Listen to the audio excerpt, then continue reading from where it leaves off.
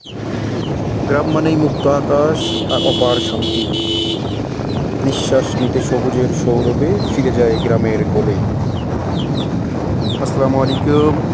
আপনারা দেখতে পাচ্ছেন দুপাশে সবুজের সমারোহ, ভুট্টা ক্ষেত, মধ্যখান দিয়ে সুন্দর একটি রাস্তা চলে গেছে। আমরা যাচ্ছি মসনগাঁও থেকে হরিপুরের উদ্দেশ্যে। আমরা যাবো হরিপুর মুসলিম কলেজে একটা ঈদ অনুষ্ঠানে অংশগ্রহণ করতে, একটা প্রোগ্রামে অংশগ্রহণ করতে। সাথে আছি আমি এবং আমার সরকার আর ড্রাইভার।